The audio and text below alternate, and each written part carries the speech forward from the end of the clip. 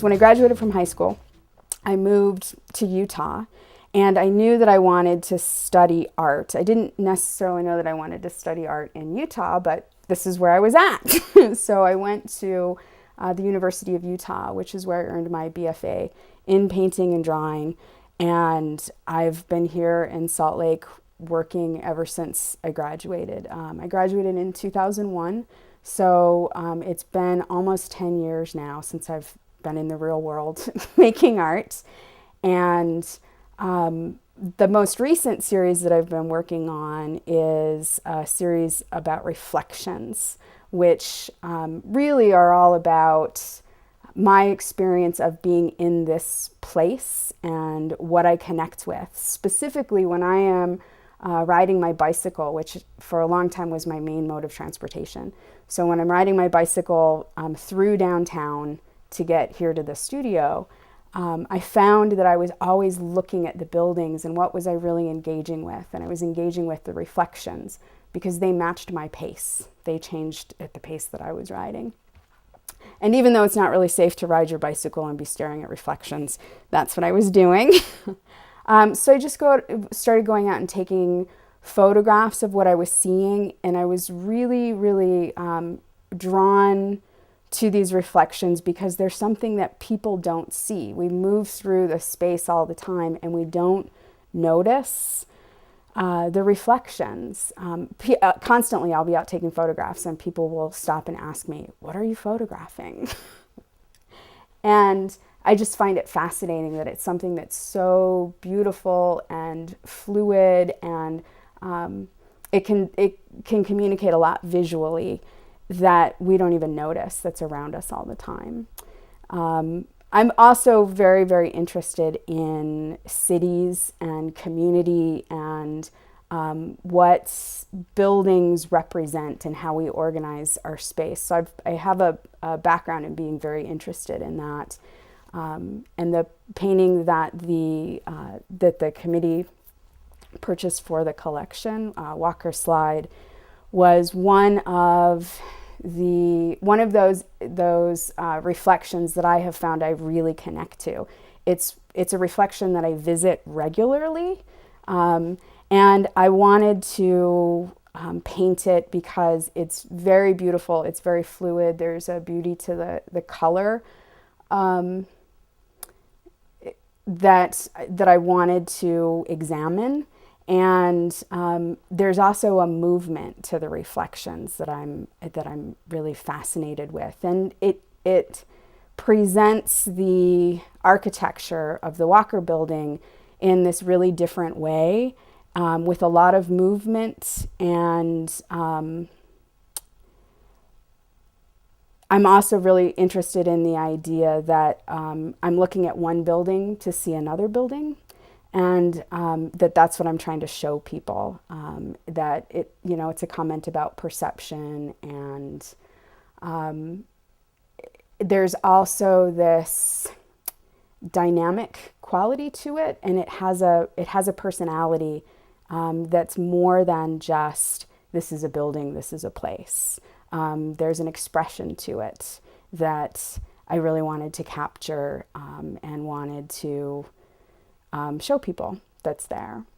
And it's such a great collection. So it's just incredible to be a part of that and to have my work represent the county, represent this place and this time, because that's where the work is coming from, is just amazing. And to know that the work is going to be there for other people to experience is, again, just really wonderful. It's out there in a way that you don't get when it's in a private collection somewhere. So I'm just absolutely floored to be a part of it.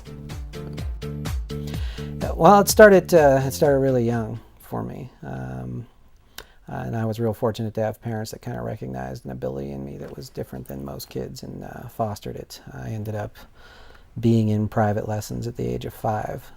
Was being taught by a Renaissance style painter. So I started off with charcoal works, still lives, figurative stuff, moving on to the style of painting that they used to do in the Renaissance, a lot of oils and things like that. So from age 5 to 12 was that. And then studio practice in art school, you know, obviously through high school and then college. And studio practice ever since. You know, it's a very formal background, very formal training that I've had. That's from the Elegant Universe series, #1. That's in the county collection, and the body of work prior to that was the one that really kicked off that whole look. You know, the whole notion or idea behind that series was Einstein's Dreams. And Einstein's Dreams, that series was based on a book by Alan Lightman called Einstein's Dreams, who was a physicist and a short story writer. And in the book, he wrapped the short story genre around Einstein's theories, with the main theory being that all our lives are elliptical and that they keep repeating themselves over and over, sometimes the same, sometimes differently based on the decisions we make, but that every moment exists somewhere in parallel space, and he was trying to figure out a way to get to that. I read that and just simply asked the question, what might that look like as a painting? If you could actually, if you looked out into space and you saw random moments of time, you know, these random clusters of images, what would you see and what narratives would these images create? And so, you know, that notion mixed with the style that I had been developing prior to that, which is a style that I don't really know what you'd call it yet. I refer to it as anthropological expressionism sometimes, because I've kind of been digging my way through the history of contemporary art, where, like I mentioned earlier, I had a very formal training. And then once I got into abstraction, I spent some time in abstract expressionism, and then moved on to geometric abstractions, and then pop art and a little bit of surrealism, and, you know, writing and photography have found their way into the work. And so my style, you know, the visual style for my work is based on that amalgamation of those particular movements or time in work, and then Einstein's theories of space and time, of all these moments existing out there. That's kind of created the look that you see in the Elegant Universe and in the Einstein, and well, actually in all my work now. And it's become sort of the jumping off point or the sounding board where I can talk about, you know, anything that I want to talk about, you know, which is, for me, is current times, current culture. I like to get into us now. You know, I'm not interested too much in the past anymore. You know, I want the artist that interests me, and what holds me when I'm creating art is doing work that's about us, that's about right now.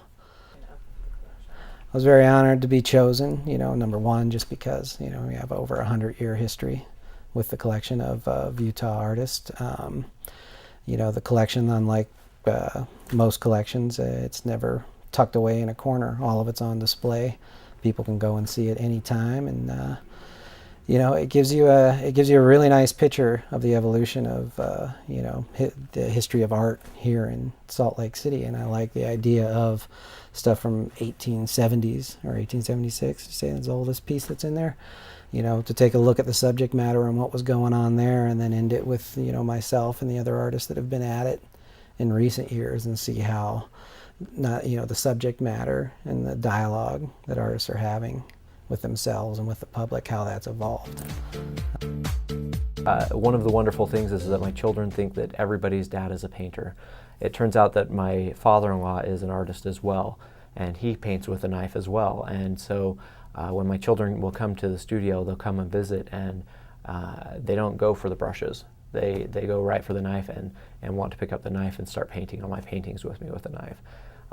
My wife told me this story as well, that she remembers being a kid and being in about 6th grade, 7th grade, where she finally realized that not everybody's dad was an artist. It just was something that was very natural for their family. So I'm thrilled that my kids have that same perception. Well, I paint primarily with the knife, and that lends itself to the way I design my paintings and how I draw anyway. And when I was up at the U, I would approach the traditional style, mixing my paint with a knife and then using a brush and putting it on there, and it always felt kind of foreign to me. And so one day I decided, well, my father-in-law uses the knife, Gary uses the knife. Let's see what this is all about. And I picked it up and I started to paint with it, and I'll tell you, it was just like using a pencil. I never looked back. I have painted with that knife since then. I love the texture that I can build up. I also love how pristine I can get the sky, how flat I can get things. I love being able to carve into the paint. A lot of the things that I wasn't able to accomplish with a brush. It kind of also lends itself to kind of the stark, I wouldn't say poster-like, but almost graphic poster-like quality that comes along in my paintings. Back to my grandma who taught me how to do watercolors. Growing up, they had one of the last cattle farms in Salt Lake in Holiday, and I grew up learning how to milk the cattle and being terrified of them. As early as about 8 years old, I remember going out to milk the cows, and on the way back, the ones that weren't being milked followed me. And I was so young and so dumb that I didn't realize that if I would have turned around and taken a step forward, they would have bolted. But they pinned me in a corner until I got rescued. So I have this love-hate relationship with cattle. But these paintings in particular, there's something about the geometry that they work so naturally with how I paint and how I approach my art. They're very communal animals, and I don't have a huge love for the animal, but I love what they do in the landscape. They become another part of the landscape for me. So as far as the painting that the county purchased, the design of it was that they were another line in the horizon in that landscape, and just love that idea that the animals that are become just as integrated into this design as the trees, as the mountains, as whatever else is in the painting. I'm thrilled to be part of this collection. When Mike called me and asked if he could come visit and told me what it was for, I said, please come over. I would absolutely love to be considered for the collection. I mean, when I went down and actually he invited me to go visit the collection, I went and looked through there and saw names like Gary Smith and Aaron Barrett is in there. A lot of artists that, Utah comes along. What comes with Utah is a lot of strong artists anyway. So to be a part of that collection is a great honor for me. I appreciate that.